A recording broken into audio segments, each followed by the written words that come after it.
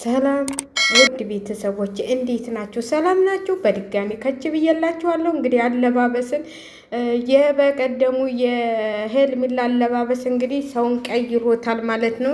ሴቶቹን አናዷቸዋል። አለባበስ እናሳይሽ እያሉ እንግዲህ ሀይሚና ሩታ እየታገሉ ነው ማለት ነው። አለባበስን እኛ እናሳይሽ ከኛ ተማሪ እያሉ እየመጡ ነው። ሰሞኑን እንደዚህ እየለባበሱ ማለት ነው። እንግዲህ ጃፋንት መታየቱ እንደው ለዓለምም ለሀገርም ለወገንም እንደው ለሴቶችም እንትን ሆኗል። አሰዳቢም ተሰዳቢም ሆነናል ማለት ነው። እንዴት ኢትዮጵያውያኖች እንደዚህ አይነት ልብስ ይለብሳሉ ተብሎ በዓለም ራሱ በሪከርድ ተይዘናል ማለት ነው።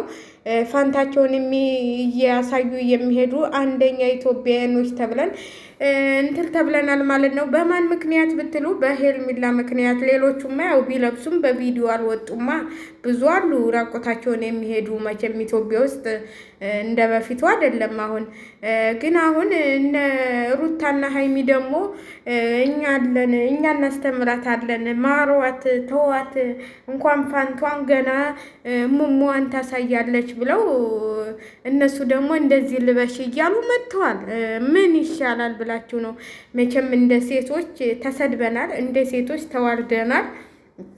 እንግዲህ ትናንትና ያንን አይታ ነው መሰለኝ አብርሽም ወቀሳ ደርሶበት ነው መሰለኝ አሁን ውጭ ሀገርን ስትለው እኔ አሁን አላሰብኩም ከአንቺ ጋር ገና አልተጠናናንም እያላት ነው።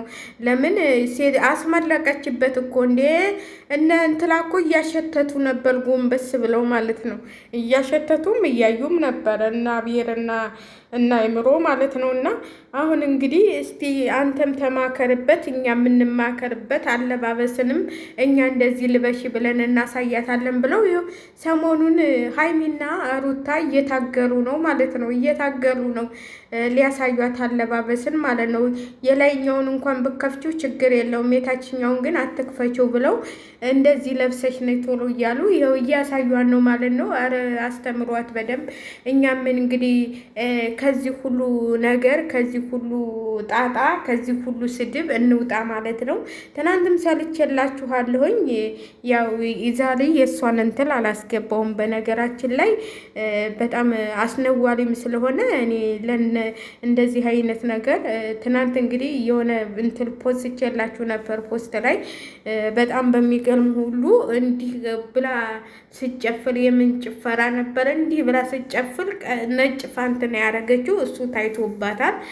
በዛ ላይ ተውኝ እንግዲህ ቆይታ ደግሞ ሙሙዋን ሳታሳየን ያው እነ ሩታ እንደዚህ ልበሺ ከሰው ፊት ምንም ስጦታም ሲመጣልሽ እጣንም የወሎ እጣንም ቢመጣልሽ ያው ማስተዋወቅ ስለማይቀር የሆነ ቅንቦ ሲመጣልሽ ማስተዋወቃችሁ መጨፈራችሁ ስለማይቀር እንደዚህ ለብሰሽ ነይ ቶሎ ቂጥሽን እያሳየሽ አትንጭ፣ እሙሙሽን እያሳየሽ አትንጭ ብለው እየመከሯት ነው ማለት ነው። እኔ እውነቴን ነው የምላችሁ፣ እናንተ ትቀልዳላችሁ። እኔ እውነቴን ነው። እኔ ሴት ነኝ እንዴ እንደዛ ለብሼ ብሄድ ማንም ዝም ሊለኝ አይችልም። እኔ በሰው ላይ የምጠራው በውጭ ሀገር ባሉት በፈረንጁ የምንጠራው ነገር ወደ ሀገራችን ሄዶ እንደዚህ አይነት ነገር ሲሆን እንደ ሀገርም እንደ ሕዝብም እንደ ሴትም ወንድምም እንዳለው እህት ያንገበግበኛል። እንግዲህ ወንዶች ይሄንን እያዩ ወዴት እንደሚሄዱም እሰቡት። እኔ እውነቴን ነው።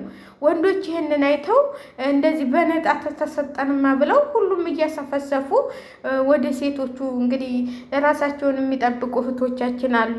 ስነ ስርዓታቸውን ይዘው የሚሄዱ እህቶቻችን አሉ። አለባበሳቸው የሚያምር እህቶች አሉ። ተዝረክርካችሁ መጣችሁ ልክ እንደ ሄርሜላ ለምን አለብሱም እየተባሉ እህቶቻችን እንዲወቀሱ አንፈልግም። ሁላችንም መቃወም አለብን። እኔ ለዚህ ነው የምቃወመው። እህቶቻችን ወንድሞቻችንም በዝሙት ምክንያት ወደ ዝሙት እንዲሄዱ እንደዚህ ሙሟቸውን እያሳዩ እየመጡ ወደ ወንድሞቻችንን ወደ ዝሙት እንዳይስቡብን ነው የምሟገተው። እውነቴን ነው።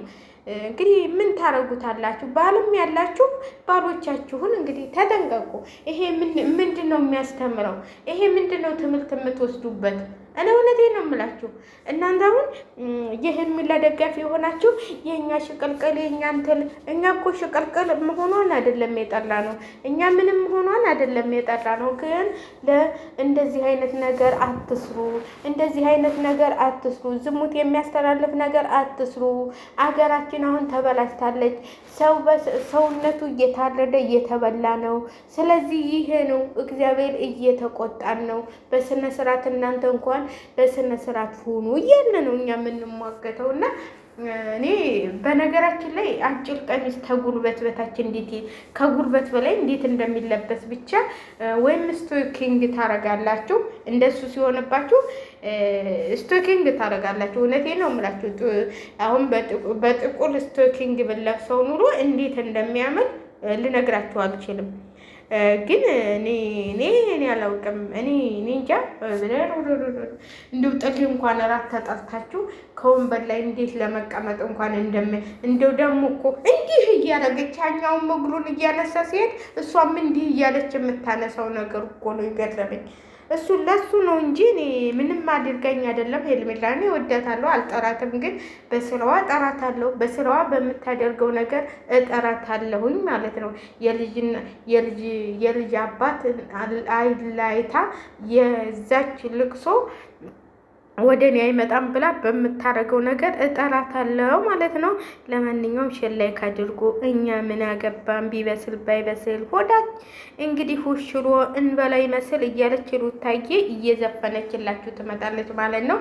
ተንግዲህ እኔ ያገባኝም ስላውልሽ ብላለች። ያው ድራማም ስለሆነ ያገባኝም ብትይ ያገባሻል። ለማንኛውም ሩታ ትታሰራለች ብላችሁ ስጨፍሩ የነበራችሁ አንጀታችሁ ቅጥል ሊበል። እሷ አልታሰረችም። እንግዲህ አለባበስን ልታሳያችሁ ዛሬ ፋሽን ሾ መታለች ማለት ነው።